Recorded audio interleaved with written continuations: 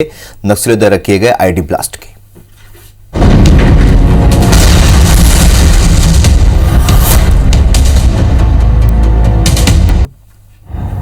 तो अहम खबर आपको बता दें, नारायणपुर से जहां नक्सल हमले में शहीद जवानों को आज श्रद्धांजलि दी जाएगी। नारायणपुर में आज शहीद जवानों को श्रद्धांजलि दी जाएगी। ब्लास्ट में 5 जवान शहीद हुए हैं, वहीं 12 घायल हुए हैं। आज ग्राउंड जीरो पर पुलिस के अधिकारी जाएंगे। डीजीपी डीएम अवस्थी भी आज नारायणपुर जाएंगे। हमले में घायल जवानों का इलाज जारी है। सीएम भूपेश बघेल ने डॉक्टर से फोन पर चर्चा की है। डॉक्टर से घायल जवानों का हालचाल जाना है। तो नारायणपुर से बड़ी खबर, जहां नक्सल हमले में शहीद जवानों को आज श्रद्धांजलि दी जाएगी। नारायणपुर में आज शहीद जवानों को श्रद्धांजलि दी जाएगी। ब्लास्ट में 5 जवान शहीद हुए हैं, 12 घायल हुए। तो आज ग्राउंड जीरो पर भी पुलिस के अधिकारी पहुंचेंगे। डीजीपी डीएम अवस्थी भी आज नारायणपुर जाएंगे। हमले में घायल जवानों का इलाज इस वक्त जारी है। सीएम भूपेश बघेल ने डॉक्टर से फोन पर चर्चा की।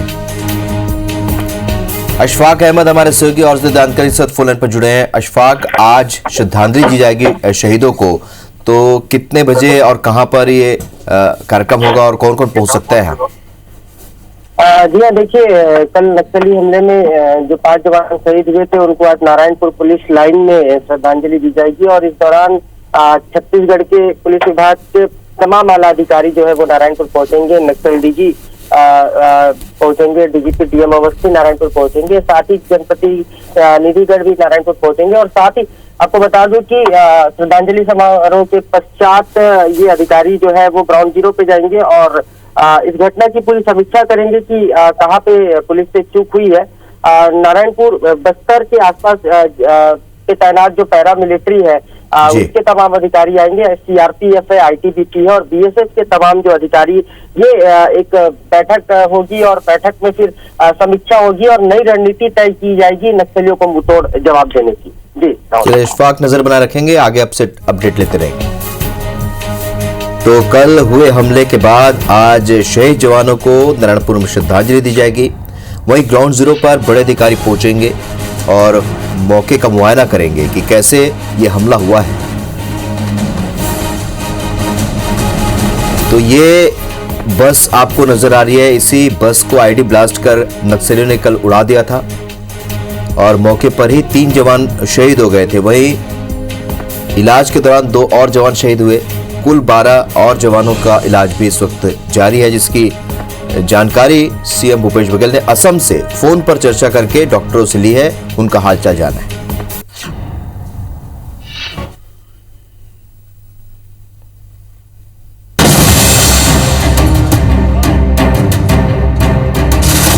ग्राउंड जीरो की ये वो तस्वीरें हैं जो बताती हैं कि लाल आतंकियों के खून से सने हाथ कभी बंदूक छोड़कर शांति की पहल नहीं करना चाहते।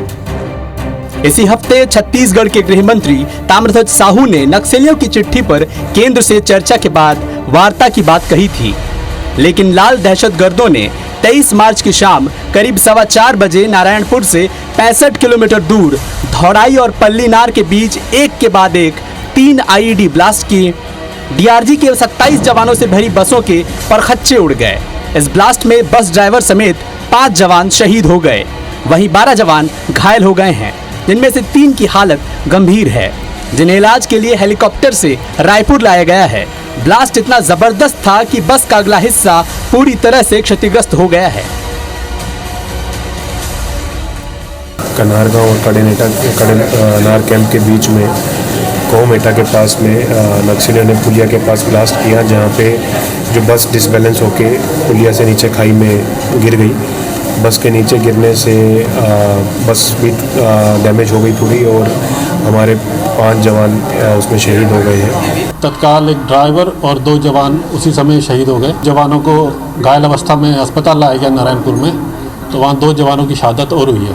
टोटल मिला के 5 जवानों की शहीद हो चुके हैं, उसमें 2 प्रधानारक्षक हैं। हमारे 5 शहीद हुए हैं, उनको श्रद्धांजलि दी जाएगी। तो हम नारायणपुर जाएंगे, हमारे साथ नक्सल डीजी भी जाएंगे। उसके बाद वहाँ पर श्रद्धांजलि कार्यक्रम के बाद फिर थोड़ा अधिकारियों के साथ बैठक लेके पूरी स्थिति की समीक्षा करेंगे और क्या आगे की रणनीति उस पर विचार करेंगे। नक्सल वारदात की खबर मिलते ही डीजीपी ने आला अधिकारियों के साथ बैठक की। मुख्यमंत्री भूपेश बघेल ने हमले की निंदा करते हुए शहीद जवानों को श्रद्धांजलि दी है। मध्य प्रदेश के मुख्यमंत्री शिवराज सिंह चौहान ने भी नक्सल हमले पर दुख जताया है। इधर मंत्री रविंद्र चौबे रायपुर के अस्पताल में भर्ती घायल जवानों से मिलने पहुंचे। देखिए, ये कुल मिला के आप सब कह सकते हो कि बेहद कायराना हरकत है। 2 दिन पहले ही ध्यान भटकाने के लिए आप सब लोगों ने देखा होगा, पत्र की बात हुई थी, लेकिन 2 दिन बाद ही जवानों से भरे हुए बस को ब्लास्ट करना, मैं ऐसा समझता हूँ कि बेहद दुर्भाग्यजनक है। इसकी जितनी निंदा की जाए कम है। तब 7 जवानों का अभी जांच चल रहा है, ठीक है, ट्रीटमेंट भी चल रहा है। अभी तक सब उनको बात भी कर पा रहे हैं। कुछ लोग को फ्रैक्चर लगा है, कुछ लोग को थोड़ा सा छाती में चोट आया है, वो हम लोग पूरा देखते हैं, पूरा डीप करके। आपको बता दें कि नारायणपुर और दंतेवाड़ा के जवान 2 दिनों से नक्सलियों के खिलाफ संयुक्त ऑपरेशन चला रहे थे। ऑपरेशन खत्म होने के बाद सभी पार्टियां अपने अपने कैंप लौट चुकी थी, लेकिन कड़ेनार से कन्हार गांव कैंप लौट रहे जवान लाल दहशतगर्दों की साजिश का शिकार हो गए। नारायणपुर से अशफाक अहमद के साथ ब्यूरो रिपोर्ट, IBC 24।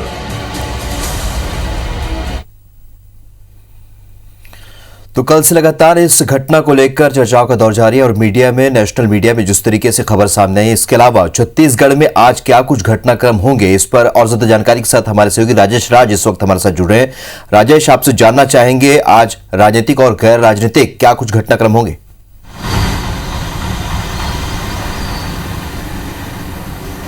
जी बिल्कुल, देखिए नक्सल हमला आज के बड़ी घटनाक्रमों में शुमार रहेंगे, क्योंकि कल घटना हुआ है, 5 जवान शहीद हुए हैं, 7 जवान घायल हैं। प्रदेश के डीजीपी ने पहले ही कह दिया था कि वो नारायणपुर जाएंगे, श्रद्धांजलि कार्यक्रम में हिस्सा लेंगे और जो इस वारदात के बाद फोर्स का जो मनोबल है उसको ऊंचा उठाने के लिए आला अधिकारियों का होना वहाँ पे आवश्यक है। और एक बड़ी वारदात के बाद पुलिस भी उसकी बदला लेने की प्लानिंग करती है और एक बड़ा नुकसान नक्सलियों को उठाना पड़ता है। तो उस तरह की रणनीति भी बनेगी कि जो दुस्साहस किया है नक्सलियों ने उसका किस तरह से जवाब दिया जाएगा।